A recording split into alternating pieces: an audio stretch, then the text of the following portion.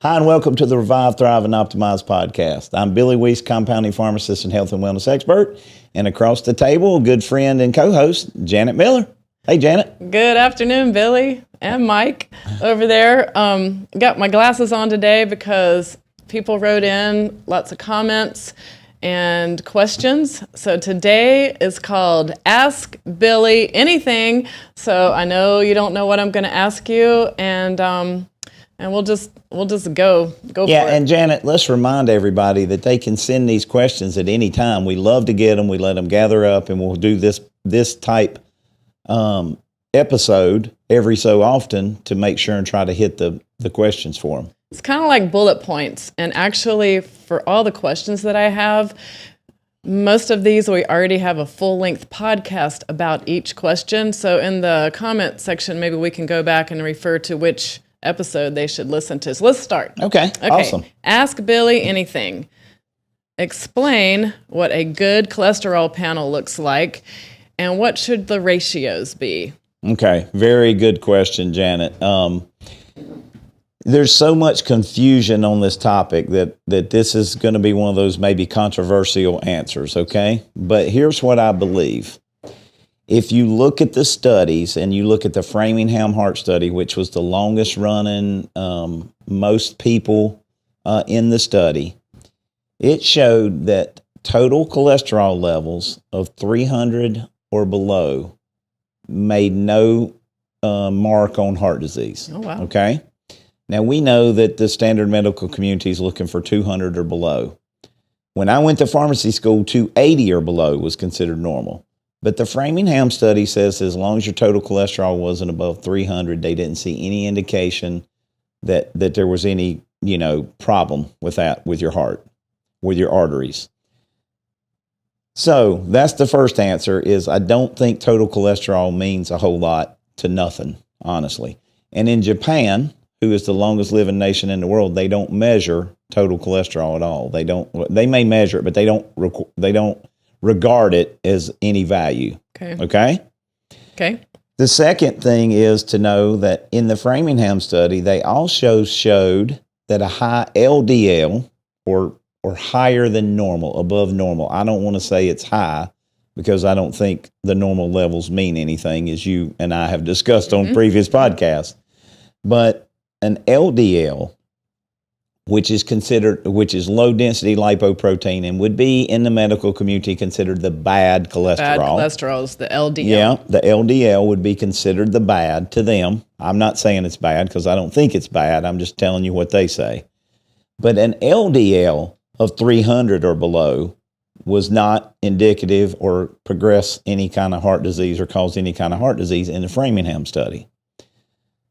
So we have a number of below 100 is considered normal by the standard medical community, okay, on LDL. Okay. So below 200 for total, below 100 for LDL. However, when you are above 50, if you're 50 or above, actually the higher your cholesterol is. Is this total? Total. Okay. Up to that 300 mark, actually the longer you live because the stronger your immune system is. And the better your brain will function because the brain only makes new brain cells from LDL cholesterol. Oh. So the theory that we need to drive the LDL and the total down, I'm not sure holds water when you look at the studies, and considering that over 70% of people that have heart attacks every year have normal cholesterol levels, even by today's numbers, it doesn't all add up, right? That is the cause or the primary cause or the biggest cause of heart disease. So that's kind of total and LDL. Then there's HDL or high density lipoprotein, which would be considered the good cholesterol. Yeah. And the good cholesterol, the HDL, is designed to go through and be like a cleaner. Okay. So like it takes care of any rogue LDL cells or oxidized LDL cells. So here's where we get a little bit those are tricky. Large, fluffy particles, and they're kind of going in cleaning. The HDL is, correct. Yeah. So here's where it gets a little more nuanced, and I hope we can make this easy to understand. But big cholesterol particles think of a big cloud or a big balloon. They just kind of go through the arteries and they bounce off, okay? And they don't get stuck. But a small cholesterol particle, LDL. a small L, or even worse, a VLDL, very low density lipoprotein, would be the worst kind to have really high. Those small particles can then easily get stuck as they're going through the bloodstream into a damage in the artery, a nick in our artery. And I don't mean a nick like it's severed, but we get damage in our arteries from sugar and insulin, believe it or not, which we've beat to death already, right? And we can talk about that on 100 podcasts. But the sugar and the insulin, when they're chronically high, create damage or create little sticky points, little abnormalities within the lumen of the artery. The inside of the artery is supposed to be very smooth.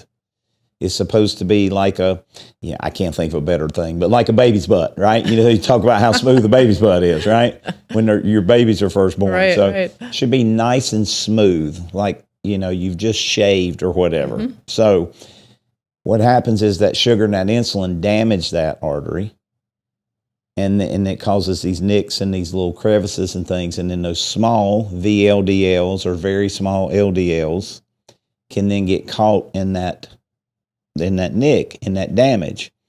So there's a lining of the artery, it's called the lumen, but to be more specific, it's called the endocalyx.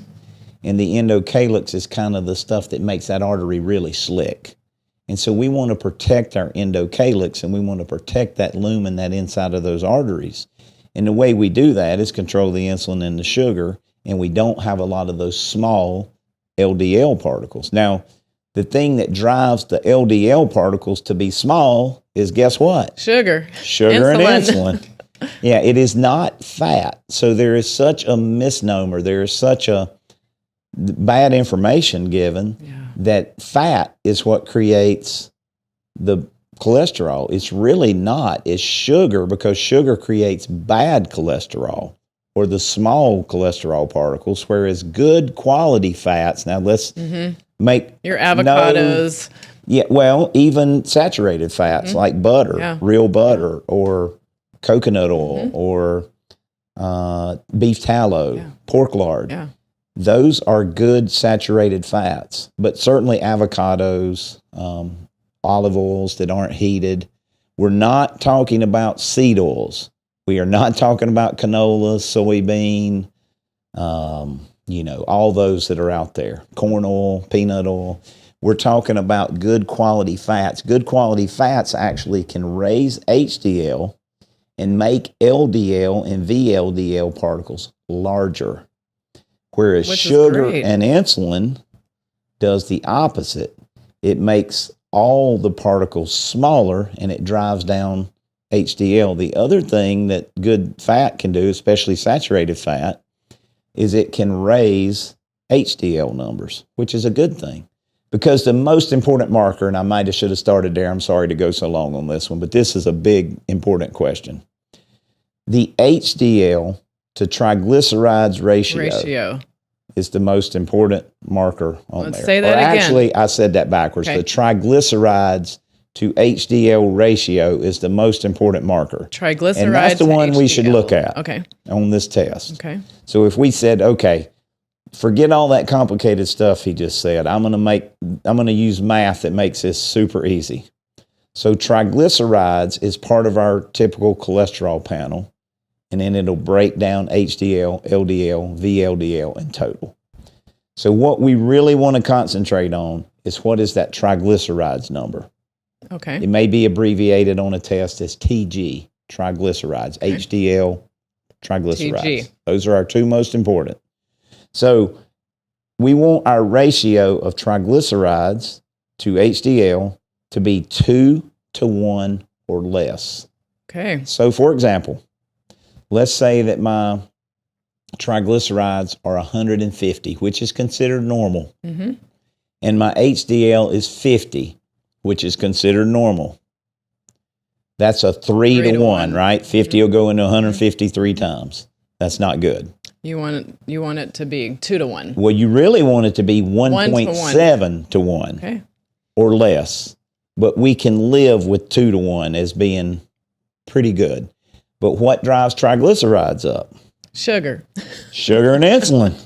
So again, we're told, well, you got to quit eating fat. You got to quit eating fat. You got to quit eating fat. Or even worse, we're taught that you need to eat seed oils because they'll lower your cholesterol numbers when they're actually causing great harm, inflammation. You know, they're not healthy. And good fat, so many people are scared to eat fat at all, but They good are. fat helps you burn fat. Well, it does help you burn fat, and it tells your body that you're not in starvation mode. And guess where we most typically find our good fats? In our good quality proteins, right? Our animal proteins. My red meat that I'm eating 90% of my meals not only has, because it's grass-fed, grass-finished, not only has great protein source in it, but it has great quality fat in it, and I'm cooking it in beef tallow or butter almost always. So yes, I get the perfect combination of fat and protein in that piece of animal meat. And that protects your brain, it protects your heart. Everything. And remember, the Framingham study says that if I'm 50 or above, and I am chronologically, not biologically, but I am chronologically, that the people with the higher cholesterol have longer lifespan. So we're not going to talk about statins because that's a whole nother. Well, we probably need a whole episode to talk about the fact that statins are blocking the cholesterol production in the liver, which seems to be counterproductive. And we can go through some numbers. That would be a great episode, Janet, to go through the numbers and actually how poorly these things really work and all the side effects that you say that. But I had a lady just yesterday, and by the way, there's no study that shows any benefit for a woman ever. For a woman with statins. Yeah. Right. So I had a woman come in the pharmacy, and she told me that she had a lot of leg pain. She had restless legs. Her energy was just zapped. And I said, well, tell me if you're on any prescription drugs. What do you think she named? Statins. She was on a statin drug.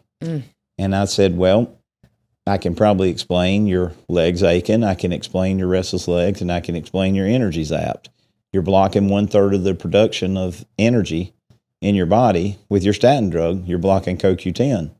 And I just read a study today, or maybe it was yesterday, about how statins are, I knew this, they decrease vitamin D tremendously. And so now they're starting to see a link between statins and some cancers. Wow. So we just need to think through before we go blocking a natural pathway or a natural enzyme that God created our bodies to have.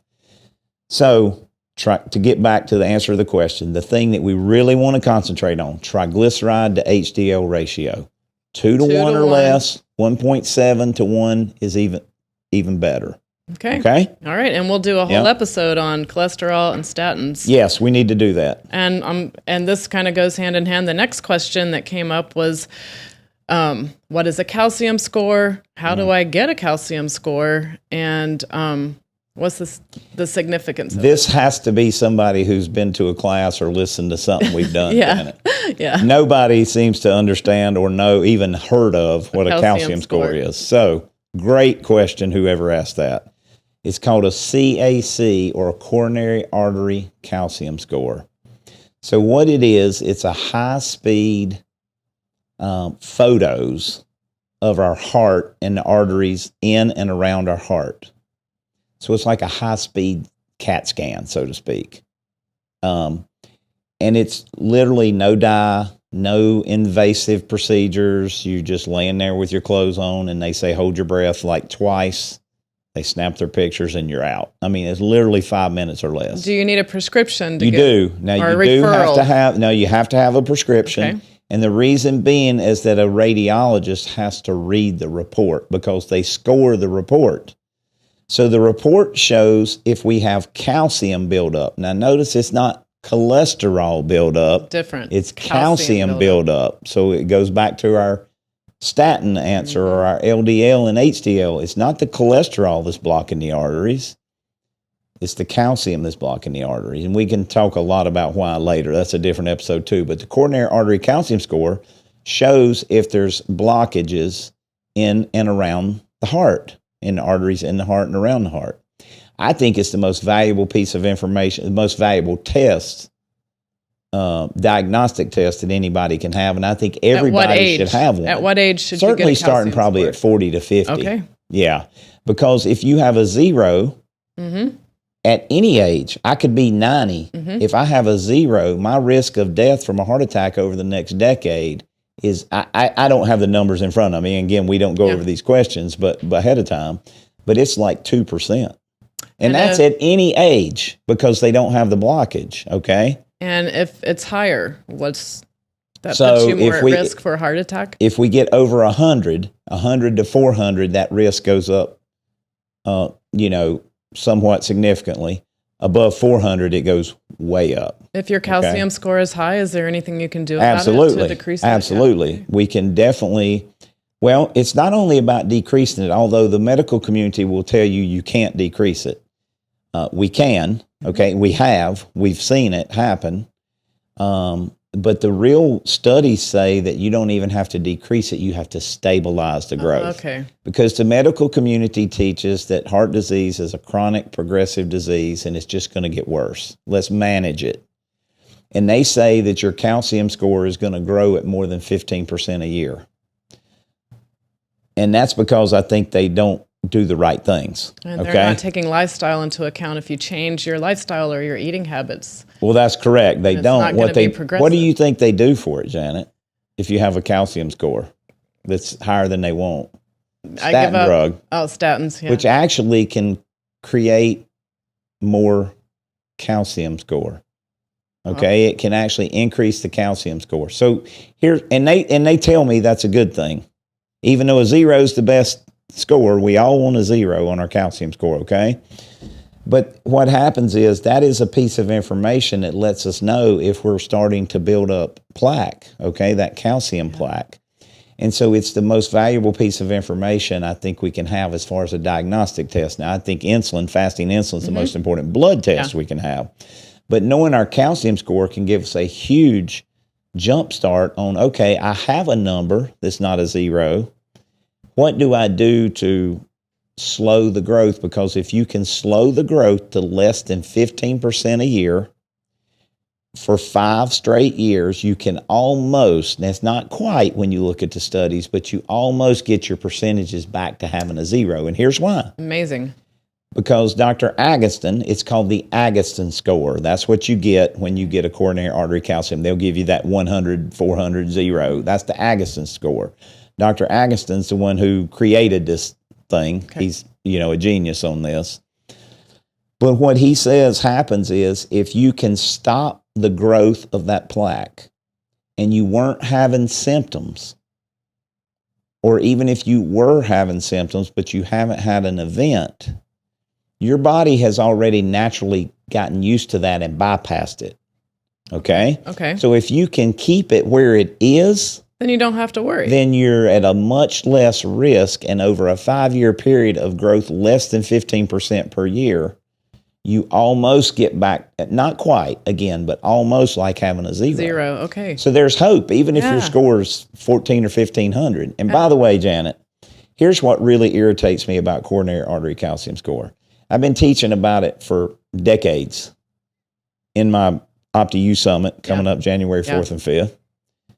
And most people have never even heard of it, yet every presidential candidate has to have a yearly coronary artery calcium score. Every president has to have a yearly coronary artery calcium score. Every astronaut has to have a yearly coronary artery calcium score. So and they're not that expensive. I looked it up around here. It was $100. And a lot of times they'll run specials where it's $80. It should not be more than $100. You should not get any dyes injected. That's not what we're talking about. It's called a CAC. Or coronary artery calcium score. 2 things that everybody should know, Janet. Everybody should know. Fasting insulin and coronary artery calcium score, because guess what drives up the coronary artery calcium? Sugar and insulin. Sugar and insulin. And your fasting insulin is going to show you where that is. Absolutely. So you got to get those 2 tests. Got to get it done. Right on. All right, here we're rolling along. All right, we're going to go to something now for something completely different. PCOS. How to combat PCOS? What is PCOS? And is there a lab or something to check for it? You say we're going to something completely different, but we're really not. Okay. Well, I think the difference is that the first two questions came from people who are much older, and this is from someone who's much younger. Yeah, I get it, but it's still the same cause, Janet. Okay. You're not going to believe what the cause of PCOS is, but it's insulin resistance. High insulin. Yeah, it's high insulin. So it has a lot to do with what you're eating. Yeah, it does. So PCOS is polycystic ovarian syndrome. And I guess the easiest way to say that is they have these painful, irregular periods, okay? Bleeding too much or bleeding too little. Too much, usually bleeding too much and too often. And very painful, cramping. And painful, they hurt, and you're going to, most of the time, not always, you're going to find that they're overweight, and they commonly will have acne issues and those types of things. Well, that question came with it, and what about the acne that may accompany? And that's easy to explain too, and again, that's the insulin resistance. So hormonal acne. It is hormonal acne. So here's what happens when the sugar. Insulin is high, and if they have PCOS, we know their insulin's high, but we can measure it, so that's easy. It's a $30 test, $40 test at most now. But they have insulin resistance, okay? So they're on their way to having type 2 diabetes. Absolutely. And the problem with PCOS is they're going to be miserable. They're going to be overweight. They're often anemic. They're often infertile. It creates infertility. Yeah. And the reason is because their progesterone levels are out of balance. So they have low progesterone. They have high insulin. They have low progesterone. But here's what causes the acne. High insulin drives down a hormone called sex hormone binding globulin. When you drive down sex hormone binding globulin, you give the body too much free testosterone. Now, these are typically younger women, so they have higher testosterone levels to begin with than somebody, in their 40s and 50s and 60s. And they're being told that, your testosterone's too high. That runs in your family. See, and that's not true. It's not that their testosterone is too high. It's that their sex hormone binding globulin is too low. And it's driving. And that's because the insulin drives the sex hormone binding globulin down. So here's the really sad part to this story, to this question. Almost always they're put on birth control pills, which will help their acne. And the reason is we're giving them these massive doses of estrogen and massive doses of progestin, and not progesterone. The opposite of progesterone. And so it drives their sex hormone binding globulin back up, and it causes their acne to improve. But if you're not using birth control pills for birth control, even if you are using it for birth control, they have massive amount of side effects, and they have long-term side effects. If you're, for some people, there's a new condition called post-birth control syndrome.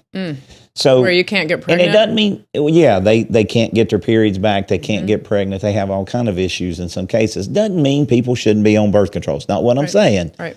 But you shouldn't treat PCOS with birth control pills. You should fix the insulin resistance. I help women with this every day, literally every week, honestly. And if you fix their insulin resistance, guess what? Their acne gets better because their sex hormone binding globulin goes up. You don't need to give them a drug to lower their testosterone, which is typically what happens. And then they give them a birth control pill.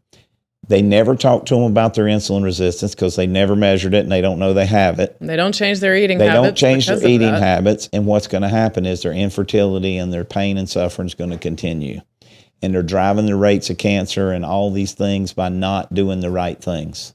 Well, I'm gonna sneak in another really quick question. One more, because I think we're probably tight on time. Yep. And this has to do with the menstrual cycle. Since we're kind of there, should you work out? Should your workouts be timed around your menstrual cycle? I would say, Janet, for the most part, no. Okay. Now, if a woman knows that she's going to have a really heavy bleeding day and doesn't want to overdo it, maybe that's okay. But I think that if your hormones are balanced, if their hormones are balanced and they have adequate progesterone on board, there's no reason to try to work around their menstrual cycle for workout days, because their bleeding should be minimal for 3 or 4 days. It might be heavy for a couple days, but it's not going to be crazy and cause anemia and all that. Okay. A woman that has to worry about that, I can tell you right now, has low progesterone. which is Oh, a lot of women I meet. and the next question was, to find these things out, what type of test do you get to find out what your hormone levels are, and what's better, a blood test or saliva test? Blood test. Okay. All the studies are done on blood, Janet. Because a lot of people are doing it by I know a lot saliva. of people get saliva tests, and I'm not saying it's wrong, but if you look at the studies and you follow science-based medicine, which is what I've learned from World Link Medical, which I think is the best in the world, you use blood. And we want certain levels, and we've done a podcast on this, what their estradiol level should be, what their progesterone level. Yeah, 3. But blood, absolutely. So, I tell you what, we're just going to go on with part 2. So our next podcast will continue some of these questions, and I'm just going to tell you what some of these questions are. All right. So people, if you want to tune in, the next questions are going to be, can you reverse thyroid disease? Does gut health affect menopause? Why are so many people insulin resistant? What about fibromyalgia and other autoimmune diseases? Can they be reversed? And then a little bit about high blood pressure and sodium.